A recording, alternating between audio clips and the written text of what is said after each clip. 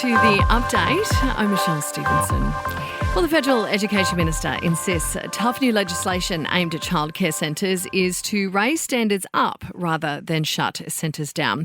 The legislation would give the federal government the power to strip unsafe childcare centres of funding after a Melbourne childcare worker was charged with child sex offences.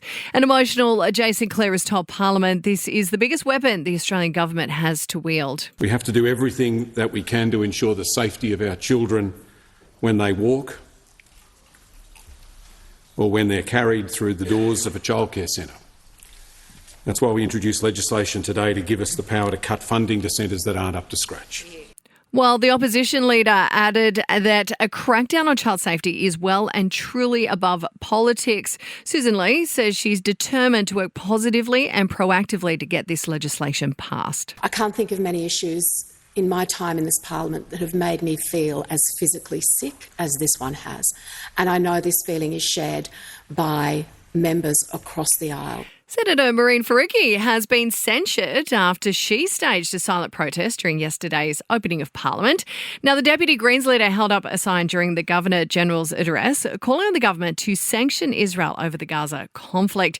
She's refused to apologise, though, meaning she's barred from representing the Senate in any official delegation for the rest of the parliamentary term. Aussie restaurants and construction firms are collapsing at record high levels. New data shows the two sectors remain hardest hit, accounting for a high proportion of total insolvencies in the past financial year, while the number of Aussie businesses going under appears to be stabilising due to income tax cuts and cost of living relief.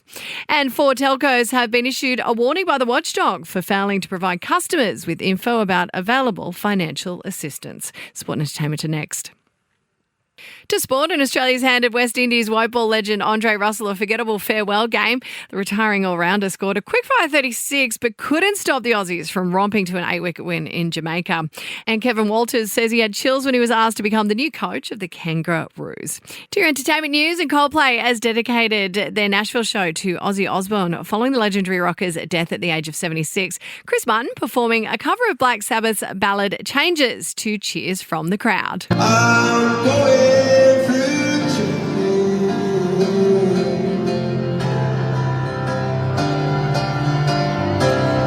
Okay, Ozzy, we love you. Wherever you're going.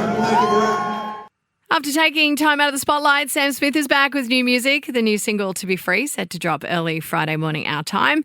And Pete Davidson has broken his silence on becoming a dad after his girlfriend's pregnancy reveal. The Saturday Night Live alum says he's looking forward to being able to take care of something, adding that he's very, very happy. And that's the latest from the Nova Podcast News team. We'll have another episode of The Update for you tomorrow. I'm Michelle Stevenson.